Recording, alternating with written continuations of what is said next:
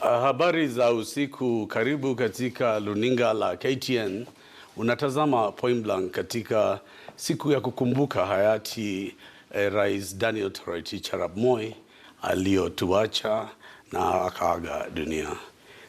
Ili tukumbuke maisha ya mzee Moi aliyozaliwa mwaka wa 1924, tumetafuta yule mzee angetuambia katika kioo ya sisi wanahabari, Moi haswa alikuwa mtu aina gani. Wakati ya chanzo cha siasa za Moi, Kenya ilikuwa tuna runinga moja, ilikuwa tunaita Voice of Kenya. Lakini hakuna mtu alikuwa mashujaa ama hodari sana kama mgeni wetu Leonard Mambo Mbotela. Watu wote walikuwa wananiuliza Kenya kama je, huu ni ungwana. Sasa nimempata hapa mwenyewe, nikamtoa pale amekuwa amejificha kijijini. Nikasema wewe ukuje utuambie mambo ya mzee Moi, sababu mambo ya Moi wewe mwenyewe ulikuwa unazingatia ukiwa journalist, kama kumfuata karia yake ili tuielewe vizuri. Karibu sana Leonard Mambo Mbotela. Asante sana Tony, asante sana. Tuanze na kifo cha hayati mzee Moi. Ungeanza kusemaje rafiki yangu? Kusema kweli nilipata hizo habari kwa mshtuo mkubwa sana. Hatukatai kwamba mzee alikuwa ameugua, alikuwa ni mgonjwa, asikii vizuri kwa muda mrefu, lakini bado alikuwa anapumzika pale hospitali. Na nilipopata hizo habari mimi mwenyewe sikuamini kabisa, mpaka mwisho ndo nikajua kwamba mzee ametuacha. Hapo mbeleni Moi alipoanza siasa zake, Voice of Kenya ilikuwa ndio tuseme sauti pekee ya kuangalia vile siasa zilienda. Ukikiangalia ama ukikumbuka yale mambo unaweza kumbuka ya kwanza kwa Moi ni gani? Ukweli ni kweli kwamba sauti ya Kenya ama VOA ndio ilikuwa chombo cha habari peke yake. Lakini kwa sasa, kabla sijaendelea mbele, ningalipenda kwa wakati huu kusema kwamba pole kwa familia ya rais mstaafu ambaye sasa ni marehemu. Mungu amweke mahali pema peponi na tuwe na uvumilivu pia vile vile. Kujibu swali lako Tony, ni kwamba wakati huo haukuwa mzuri sana kwa wananchi wa Kenya. Manake wengi walishangaa kwamba imekuwa kwaje kwamba vyombo vya habari tunasikia tu chombo kimoja peke yake. Manake ilikuwa ni upende usipende lazima usikilize VOA wakati huo. Lakini baadaye nafikiri rais mstaafu alipata kilio kutoka kwa watu, manake ni mambo ambayo yalijadiliwa kwa muda mrefu hata bungeni pia. Ndio sasa akatoa idhini kwamba kuwe na vyombo vingi vya habari. Na ni furaha kwamba kwa wakati huu katika nchi yetu ya Kenya hatuko nyuma kwa upande wa mawasiliano ya habari, kwa sababu tuna vituo vingi vya redio na pia vile vile tuna vituo vingi vya runinga. Kwa hivyo utaona kwamba tunakusanya habari hapa, tunapata habari kule, wale wakitangaza porojo huku tunapata ukweli na mambo kama haya. Sasa wakati ule ilikuwa chombo moja. Wewe katika kipindi chako cha je, huyu ni ungwana, Moi ulikuwa unamtaja hapa na pale. Sasa siku moja wakati ule alikuwa anaogopiwa sana. Na saa nyingine wewe ulikuwa unaingia kidogo unasema au kwa ukiogopa, ilikuwa namna gani wakati ule? Mimi nilikuwa sikuogopa kwa sababu nilikuwa namfanyia kazi. Kwanza nilikuwa KBC, VOA wakati huo. Alafu baadaye siku moja tu nilipokuwa natangaza zamu ya asubuhi, morning shift, ndio nikapata habari kutoka kwa aliyekuwa mkuu wa kitengo cha habari za rais Lijiru. Akanambia kwamba imesemekana ama wewe umechaguliwa ama umetakikana uje ufanye kazi hapa katika kitengo cha rais hapa Ikulu. Sikuamini masikio yangu kabisa, manake nilipiga simu na nilikuwa namaliza shift yangu ya asubuhi nitoke nene nyumbani. Basi ndio nikapata hizo habari kwa furaha kubwa sana, manake ni heshima kubwa sana kufanya kazi pale Ikulu bwana. Basi nikamwendea aliyekuwa mkurugenzi mkuu wa KBC wakati huo bwana Philip Okundi, nikamwambia samahani, lakini ninatakiwa kwenda kufanya kazi Ikulu. Akanitakia kila laheri. Kwa hivyo nilipokwenda pale nilifanya kazi kwa bidii sana sana sana, na uzuri ni kwamba yeye mwenyewe pia alikuwa ashanijua kitambo, alikuwa akiniona, manake wakati wa hayati mzee Jomo Kenyatta nilikuwa nikifanya live commentaries kule Uhuru Garden na pia katika sehemu zingine mbalimbali. Sasa alikuwa ananifahamu, alikuwa ananijua, na pengine alikuwa ashanisikiza kwa muda mrefu sana. Kitu ambacho mimi mwenyewe kilinishangaza, Tony na watazamaji mnaotazama saizi, ni kwamba ilikuwa ni katika korido, napita hivi nimejibanza kwa ukuta, manake ni mheshimiwa, napita nikajibanza kabisa kwa ukuta kumpa ile heshima yake. Alisimama akaniambia, Leonard Mambo. Nikamwambia, yes sir. Habari yako? Umekuja? Namwambia, nimekuja mzee. Haya, tutafanya kazi pamoja. Basi kaishia namna hiyo, na alikuwa ni mtu mzuri, alikuwa ni mtu mkarimu sana. Hawezi kukupita, kama anakufahamu hawezi kupita ovyo. Watu wakasema alikuwa akitaka kufanya kazi popote pale yote nchini. Mlitembea sana Kenya ukiwa katika hiyo kazi mpya ya PPS. Asante kwa swali hilo, swali zuri sana. Ukweli ni kwamba kama si marehemu Daniel Arap Moi, mimi singejua baadhi ya wilaya katika nchi yetu hii ya Kenya. Nilikuwa najua tu Nairobi, Mombasa, Machakos, basi. Lakini tangu nifanye kazi kule Tony, nimejua wilaya zote za Kenya, karibu zote 47 nimesijua. Tumeenda kila mahali. Manake ni mzee ambaye alikuwa hakai mahali pamoja yule.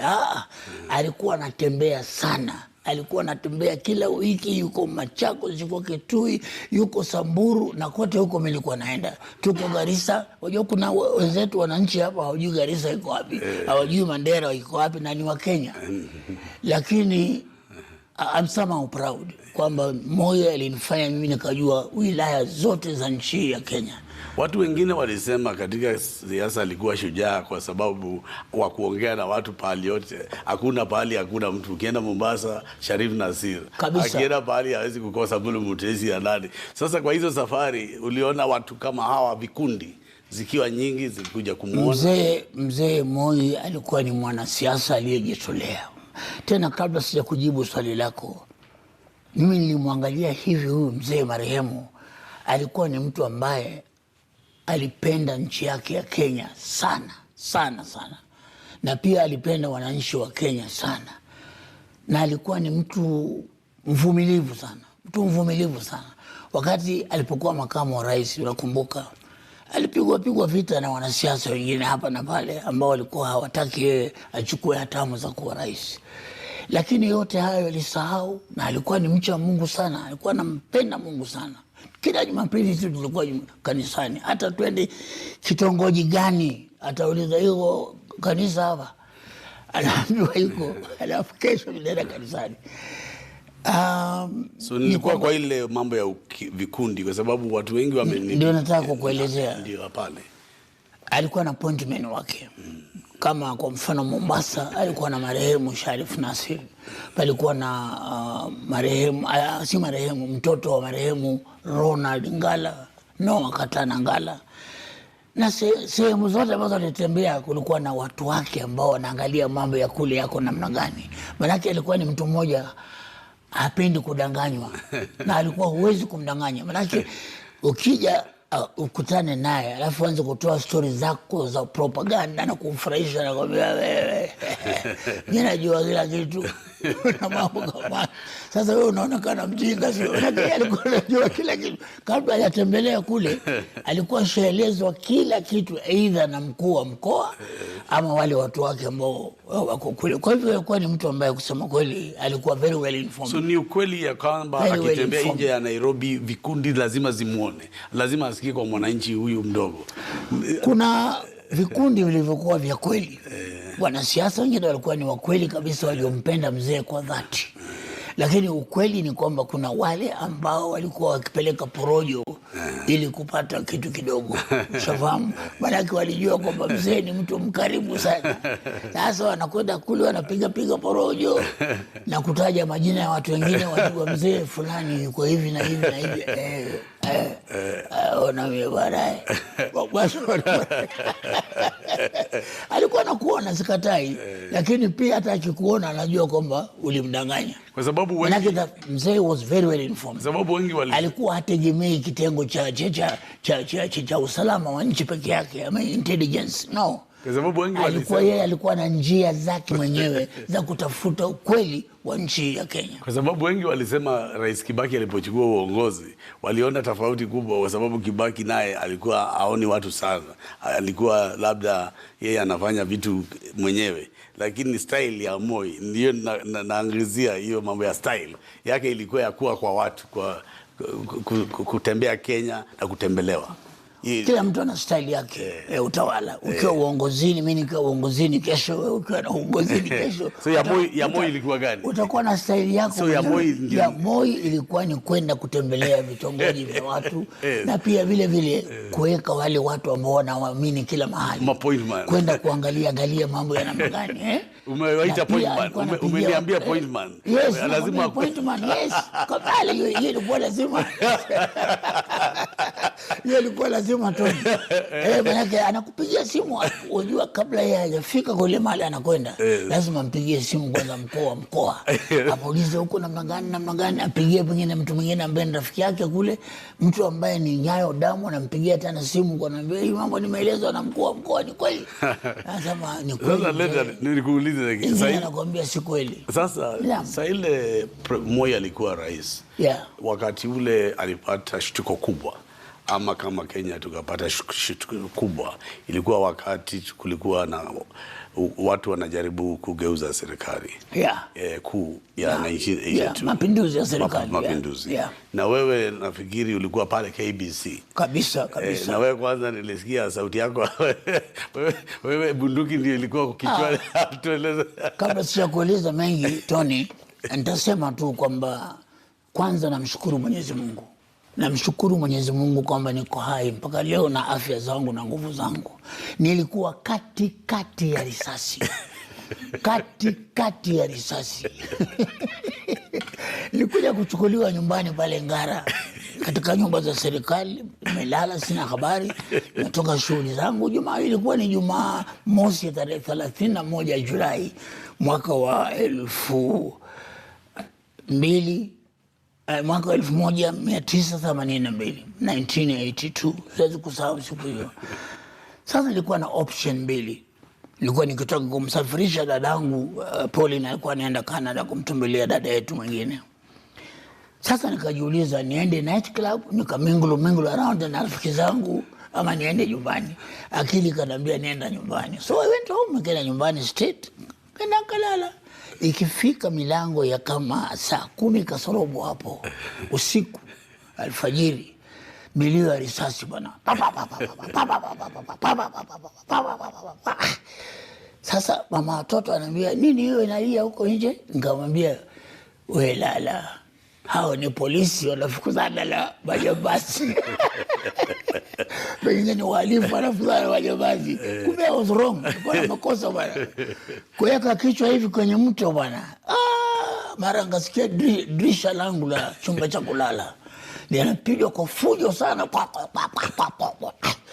Kasema who could this be bwana? Huyu nani? Na unajua wakati huo mimi nilikuwa ndiye mkuu wa kitengo cha Kiswahili pale KBC. VOK wakati huo. Nikatoka polepole, nikamwona dereva wetu anaitwa Wainaina. Sasa nilifikiri amekuja kunichukua, pengine hakuna msomaji wa habari, hakuna editor wa wale watu asubuhi, hakuna announcer kufungua session, so he had come for me to go and save the situation. Kumbe nilikuwa wrong bwana. Ikifungua mlango hivi kidogo, nasikia sauti inatoka kwa Land Rover. Jamaa amevaa sare za kijeshi bwana.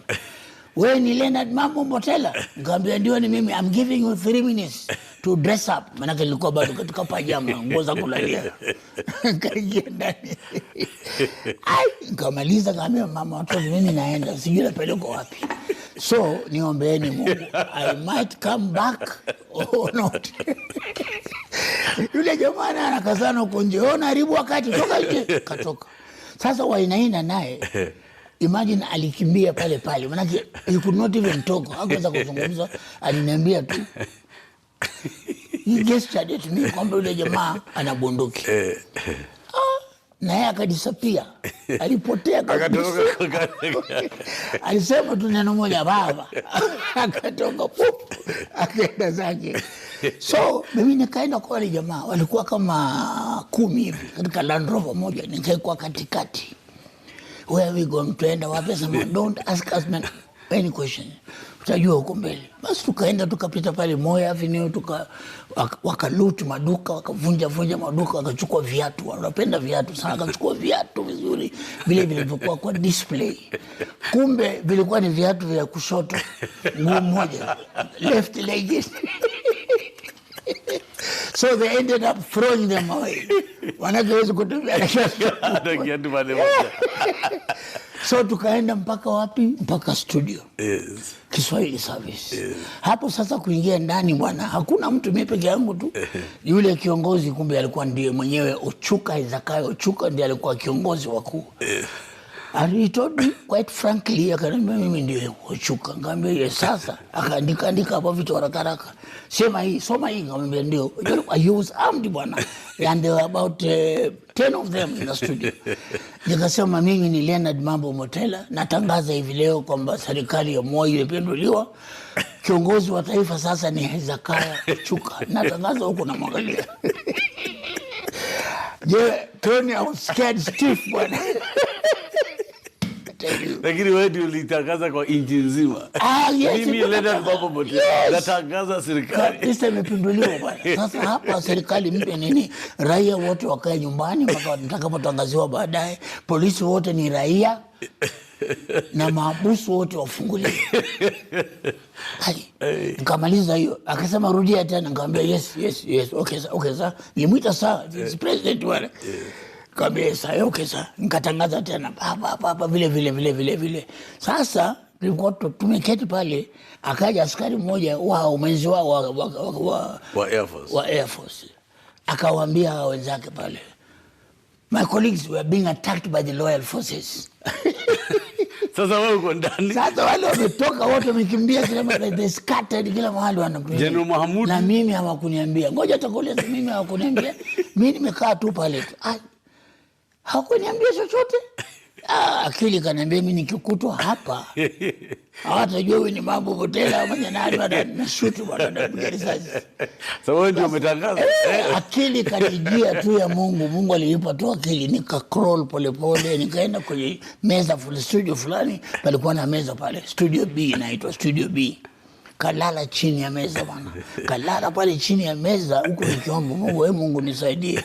Sasa pale nilipotoka nikawacha long play record. Zile kubwa zile. Ilikuwa ni wimbo wa Tabu Ley. Unasema baby touch me, baby kiss me, baby touch me, baby touch me. Nikawacha wimbo naendelea, mimi nikatoka nikaenda zangu nikasema po. Hii rekodi kisha sijui itakuwaje. It's a long play record. So Ochuka anasikiza. So ukawacha Ochuka akisikia baby. Ochuka amekimbia. Ochuka alikimbia for his life bwana. Aliposikia loyal forces have come akimbia. Sasa mimi nikajiuliza huyu president anakimbia tena. So nikakaa pale chini ya meza. Alafu after 1 hour nikaona everything is cool. Kimya kabisa. Nikasimama pole, kulikuwa na mlango, kulikuwa na kioo, nikapipu, nikachungulia. Nikaona Mahmud Mohamed anakuja mbio kabisa bana. So nikatoka, nilipotoka hivi kuna askari mmoja alikuwa aim at me. Alikuwa anataka kuingia katika ile studio. Amefanya hivi bunduki, amekok. Mimi nikainua mkono juu nikasema mimi ni Leonard Mambo Mbotela, nafanya kazi hapa. Akarudisha bunduki. Akaniambia nini wewe nani? Akamtajia tena. Akaniambia njoo hapa, nikaenda. Akaniambia wewe ni Leonard Mambo, nikamwambia ni mimi sasa. Sema mimi ningeua mtu ambaye ningependa kumuona for a long time. Ni wewe. Sasa katika ile hali ya kuzungumza mimi na yeye, Mahmud alikuja mbio bwana, and he knew me. He called me by my name. Leonard, nikamwambia yes sir. Ingia ndani mara moja. Wewe unasema serikali, ngambia it's not me sir. Nilikuwa nimeshikia bunduki, kanambia okay, tangaza sasa kwa everything is on. Sasa nikaanza tena. Msikilizaji, Ni mimi tena Leonard Mambo Mbotela, yule aliwaambia kwamba serikali ya Moi imepinduliwa. Ni mimi tena naisema kwamba kila kitu sawasawa, serikali ya Moi inaendelea na baba Moi yuko katika madaraka, na hapa niko na General Mahmoud Mohamed na wenzake wa jeshi la nchi kavu ambao wamekuja kuokoa serikali. Basi nikatangaza, nikarudia. Kashukuru Mwenyezi Mungu. Mambo yote yakawa salama. Nilikaa pale for 3 days peke yangu. Opening the station, closing the station. Wanapeleka nyumbani na Land Rover 2. Wanachukua alfajiri kufungua station. Mpaka baada ya 3 days now, my colleagues came to relieve me. Adija Ali alikuja, Joeria Omari, Manga na wengine. Na mzee Moi Sayo alisafiri kutoka Nakuru akaja Nairobi after 3 days. Ilikuwa siku. You are very right. Mzee Moi alisafiri kutoka Nakuru bila kuogopa chochote. Akaenda mpaka Ikulu. Ndio sasa wakati huo Cornelius Nyamboki alikuwa ndiye mkuu wa kitengo hicho cha rais. Akamwambia mzee at least azungumze, awe recorded, ndio sasa pia kwa TV watu wajue kwamba kweli mzee anaendelea na kwamba utawala wa Moi bado unaendelea. So ukikumbuka mpaka alipofariki dunia ndio utawala wake ulimalizika. So ukikumbuka, tumalizie General Mohamed, ulikuwa umemjua, ungesema alifanya ushujaa ukikumbuka? Oh yes. Kwa sababu imagine Moi alifurahi sana. Huyo kama nikiweza kumdescribe General Mahmoud Mohamed alikuwa ni mtu shujaa, alikuwa ni askari wa kweli aliyejitolea kabisa, alikuwa haogopi kabisa. Manake alikuja peke yake kama general, wale wengine walikuwa ni askari wake tu, lakini yeye mwenyewe alikuja pale. Lakini uchuka alipomnusa, na uzuri tulikaa naye mpaka dakika ya mwisho for 3 days alikuwa pale, akaenda nyumbani akija. Na umesema nobody dared to come there. Na ulisema uchuka alipomnusa alikimbia. Alafu ngoja kidogo. Siwe ndio umesema. Kulikuwa na students, wanafunzi kutoka chuo kikuu cha Nairobi. Hey, I've never seen a thing like that. Walikuja pale chanting power, Moi nje. Sasa wao little did they know kwamba pale ndani kuna loyal forces. Wakianza tu power, Moi nje, pigwa risasi bila kujali watu. So tulihesabu miili yao pale maskini mingi sana. Tulikuwa tukiruka hivi na miili ya wale wanajeshi wa Air Force na student pia vile. Mtu anauawa pale, mwanajeshi na uniform zake na vesho ile kofia. So KBC was a war zone. Ilikuwa Voice of Kenya, ilikuwa war zone. Ilikuwa ni war zone. Kabisa. You had asked me a question about Mahmoud. I was just asking because ukimkumbuka yeye na ile kazi alifanya katika legacy ya Moi. Yes. Mohamed aliplay the biggest role because ile Moi alikuwa na shida ile kubwa.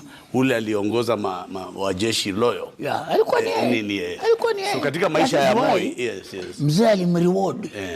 Mzee alimfanya mkubwa wa majeshi. Ndio. Alafu sasa mzee Moi aliporudi Nairobi akatoa ile statement.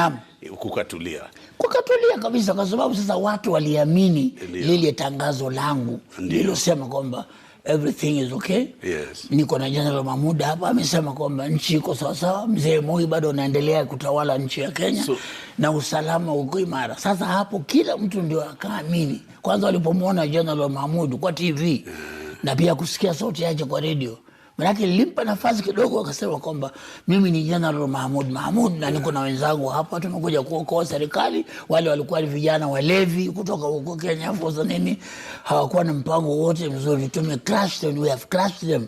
Kwa hivyo sasa watu hapo ndio wakaamini. So wewe Leonard Mambo Mbotela ulijiokoa katikati ya marisasi. So mimi nilijiokoa na mpaka leo kama nilivyokuambia kutoka mwanzo, namshukuru Maulana, namshukuru Mwenyezi Mungu, kwa sababu kama si yeye singekuwa nazungumza na wewe hapa leo sahihi. Maana zilikuwa zinapita zinapita namna hii. Kuisimama hivi risasi, kuinama hivi risasi. Alafu Tony, kuna kitu muhimu ambacho ni cha maana sana kwa mwananchi kujua.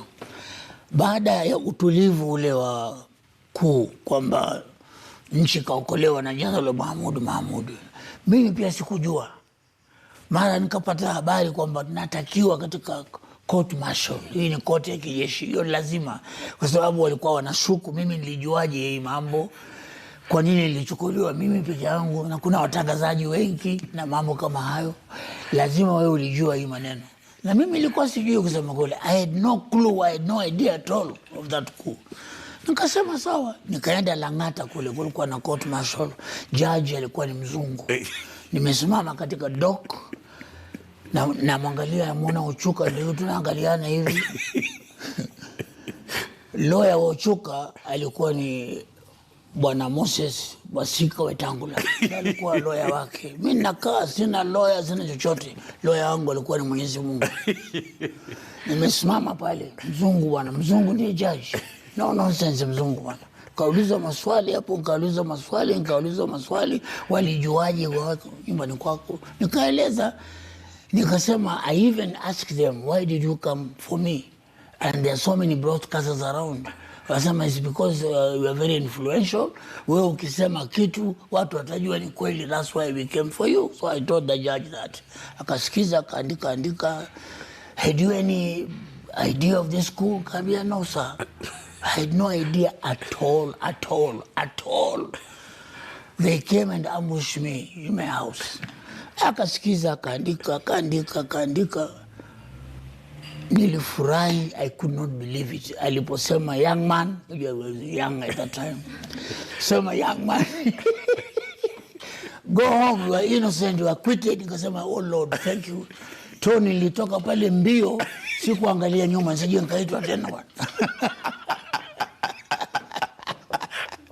Mpaka leo hii naketi hapa, hakuna mtu ameniita tena. Alijua kwamba I was innocent. Kutoka wakati huo hayati Mzee Moi, yes, basi alikalia kiti na nguvu zaidi, yeah, akafanya wazungu wanasema consolidation of power. Kweli. Kutoka hivyo ndio sasa tuseme Moi alitawala kabisa.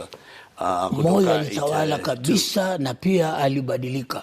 Huo ndio kweli. Alibadilika, maana hakujua yeye kwamba mambo kama haya yangetokea. Na baada ya kufanya uchunguzi wa intelligence ya Kenya na upelelezi hapa na pale, akagundua kuna baadhi ya wandani wake ndio walikuwa na huo mpango mbaya.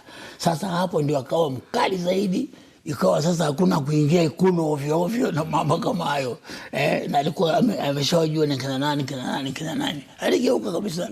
Na nisisahau ule driver alitoroka, ulimuona siku nyingine? Nilimuona siku nyingine. Nilimuona hivi sasa anafanya kazi na Citizen. Alikwambia aliniambia kwamba aliona kama matumbo yanatoka. Akaenda zake. Sasa listen to me Tony. Ile gari yetu ya kazini, unajua wakati huo VOK ilikuwa na gari ya rangi. Kulikuwa rangi nyeupe, rangi nyekundu, rangi nyeusi. Aliacha pale kwenye compound yangu. Na so juzi tumesikia vile umesema hapo chanzoni, yes, huyu mzee aliona mengi wakati wake, akabadilika after the coup, yes, paka kuwa na commission nini, akaendelea paka alipowacha kiti ya urais, kwa siasa za 2002. Sasa nikuulize, wewe ukikumbuka Moi, nyuma ya hayo mambo yote uliona, unakumbuka nini alipo sasa umesema kubadilika? Uliona si peke yake tu kubadilika, hata serikali ilikuwa iko tight. Kama nilivyokuambia Tony, ni kwamba kuna watu ambao walimchukulia mzee vibaya. Kuna wanasiasa ambao walimchukulia Moi vibaya. Waliuchukulia ule upole wake vibaya, wakiona huyu ni mjinga, ama huyu tutamweza, tutamaliza, tunambindua sasa hivi. Lakini hawakujua kwamba yule mzee Moi ambaye alikuwa na mdharau, mimi nakwambia mbele ya Mwenyezi Mungu Tony, yule mzee alikuwa amebarikiwa na Mungu, kwa sababu alikuwa anajua mengi sana, na anaweza kukusoma hivi kwa macho yake akajua wewe si mtu mzuri, ni mtu ambaye anamdanganya. So ukiambia Wakenya wale wanakusikiza, yes, wakati huu, yes, tukija kufunga hii program, naam, utaweza kuambia ni nini wewe mwenyewe hasa Leonard Mambo Mbotela utakumbuka hayati Mzee Moi, na vile umefikiria amewacha alama gani katika taifa letu la Kenya Mzee Moi la kudumu? Mzee Moi atakumbukwa kwamba alikuwa ni mtu, narudia tena, aliyependa sana nchi yake na aliyependa sana wananchi wake wa Kenya. Mzee Moi anakumbukwa kwa elimu, alipenda sana watoto kusoma, hasa zaidi wasichana, Wajua kuna ule msemo kwamba huyu ni msichana anaenda kuolewa, hiyo alikataa. Akajenga shule mbalimbali, ndio unaona kuna Moi Girls kila mahali ukienda, Moi Girls, Moi Girls, Moi Girls. Alitaka wasichana wasome. Alafu tena alikuwa ni mtu mkarimu sana, mtu mkarimu. Anakuja kutembelea shule kadha wa kadha, ama anakwenda hata hospitali. Alikuwa ni mtu mwenye roho ya huruma.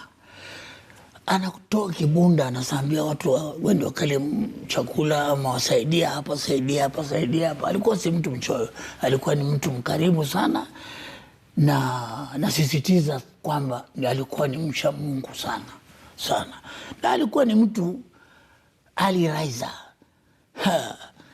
Moi alikuwa anaamka kitu kama saa 11 asubuhi ama saa 10:30. Kwanza, jambo la kwanza kabla hajajua kazi iko namna gani, watu wanaendelea namna gani, anasoma Biblia. Anasoma Biblia vifungu kadhaa, alafu sasa alikuwa anaanza kazi. Alikupatia appointment, unaambiwa unaweza kuja saa 1 kasorobo. Hiyo ndio saa ya kwanza ya Moi kuona wageni wake. Basi mnatazama runinga ya KTN hapa, kipindi cha Point Blank, tukiwa na mzee Leonard Mambo Mbotela akiomboleza na akisindikiza rafiki yake hayati mzee Daniel Toroitich arap Moi, na tumefurahia sana kusema ya kwamba mzee amekuja hapa, ametuelezea kinaga ubaga yale ameyaona akiwa na mzee hayati President Daniel Moi. Kwa miaba yangu mwenyewe, KTN News na hapa Point Blank, tungewatakia usiku mwema, na Mungu amweke roho ya hayati President Daniel Toroitich arap Moi pali pema peponi. Asante sana. Thank you very much. Asante sana. Thank you so much, Tony. It's been nice having you. Asante sana. Thank you so much. Mnatazama KTN News.